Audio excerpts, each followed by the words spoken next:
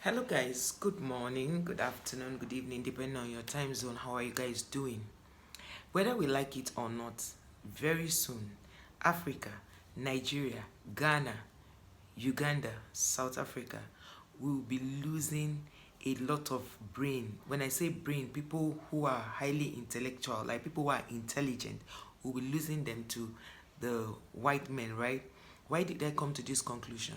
You will discover that they say there is dignity in labor, but in our country, Nigeria, or in the continent, Africa, we do not pay for the labor rendered. In fact, there are people who work for you and you do not still pay them.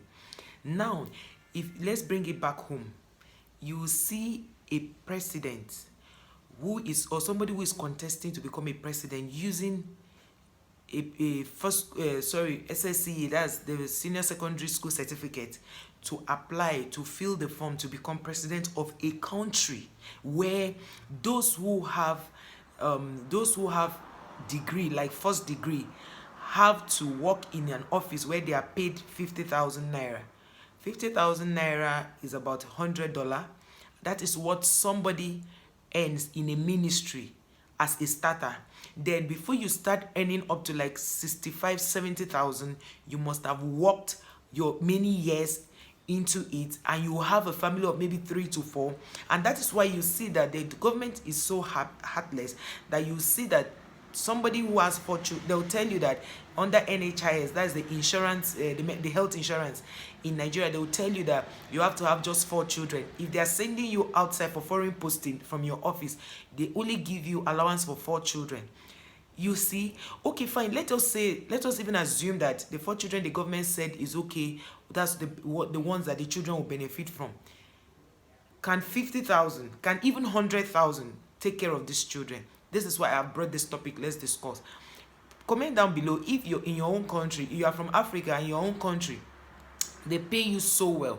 Comment down below. But I know that I have somebody who works in Ghana. This person did nursing at her first. She went out to do other certification courses, and what she was earning was just about 50 pounds. If you want to convert it to UK money, it was just about 50 pounds. And this brings me to the fact that we have very good brains now leaving this country. Number one, they leave this country because of greener pastures, because they feel that when they go to the UK, US, Canada, they get paid better than their home country. Now, you discover that a carer is earning about 24,000 pounds in a year. Of course, you already know by your calculation that that's about, maybe, let's say, that's a lot of money if you want to convert it to our own currency here in Nigeria or in other African countries. These people earn so much. Meanwhile, all the qualification they need to be a carer is for you to know the do's and don'ts when people are either sick or people who have special needs, how to take care of them, to get certification. And this certification you are getting is not like it's a 4-year course like you went to study in the university to get. But this is what we have, we have done to our people through bad leadership. Now, about last year, a number of doctors, when I say doctors, Nigeria have very good doctors, but where are they today? They are leaving the country. Ghana has good doctors. The other African countries have good doctors, but they have to relocate because they are looking for a better life. Why can't we as a country, as a continent, pay our workers right? Now, recently, when the Nigerian labor people went to meet the government to discuss about minimum wage, when minimum wage means that the least money that should be paid to a worker, which they for them to even accept 30,000 naira, which is about how many dollars? It's not up to $100. It's not up to, I don't think it's up to $50. Do you know it took them quarreling, back and forth, strikes and all, for them to accept? Meanwhile, the president or a senator or a House of Reps member that earns so much is sitting down there in the chamber, making laws, interpreting laws with a school certificate. That is the senior school certificate. Some of them are not university graduates, but when it comes to how much does a president earn? Now, in Nigeria, before you even go to, I'm using Nigeria as a case study because it's where I really know, but I know that other people suffer the same thing in other African countries. I'm using Nigeria as a case study because I know that this is a situation we find ourselves. Now, in some offices where they are parastatals, they are not ministry. Before you can earn up to like 80,000 or let's say 90,000, you must have masters.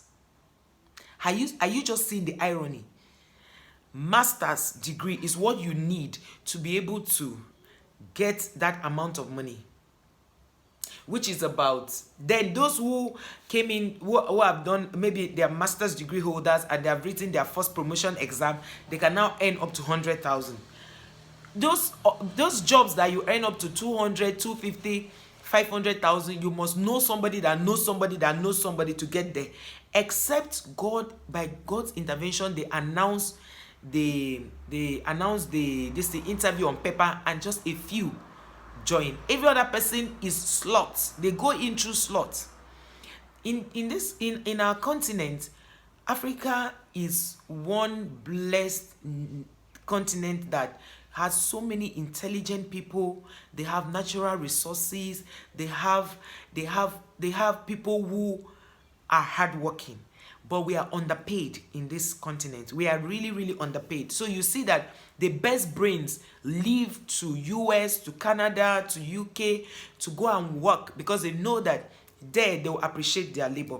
Now, this brings me back to these carer jobs people go to do. You see a carer earning that much, $24,000. Some people get to 30,000 depending on your experience, right?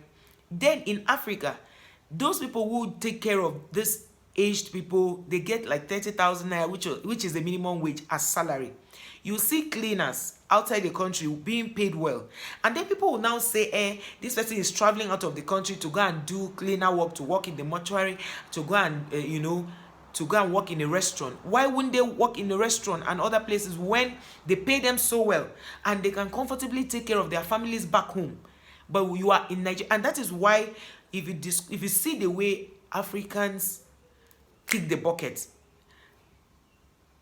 they die. You understand that suffering is the reason why a lot of these people go.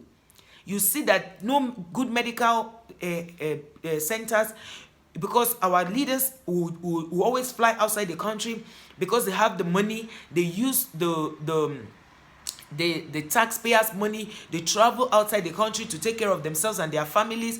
You discover that education is not even taking care of that. They don't care about education. At the end of the day, their children's school outside the country.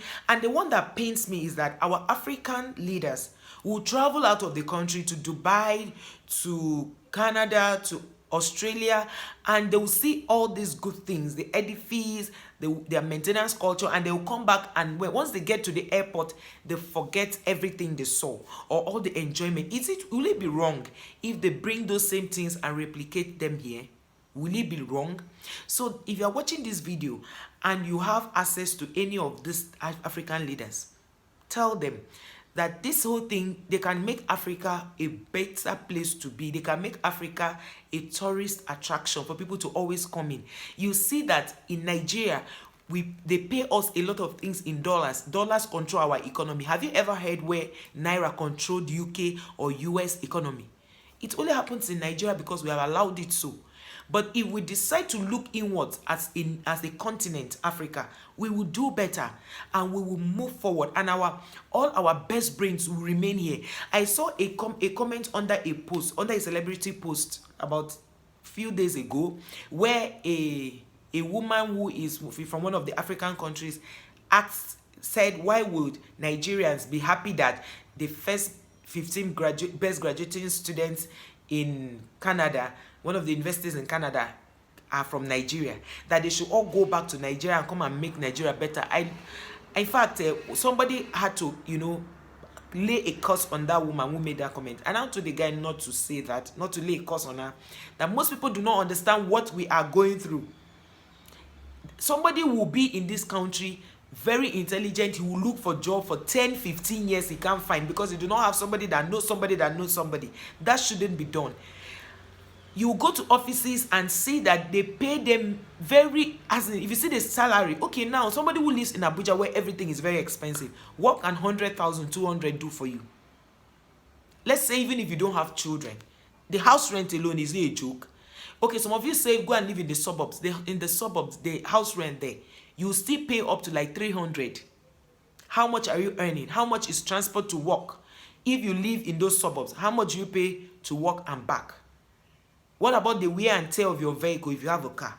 So let us just, African leaders, if you are watching this, do better.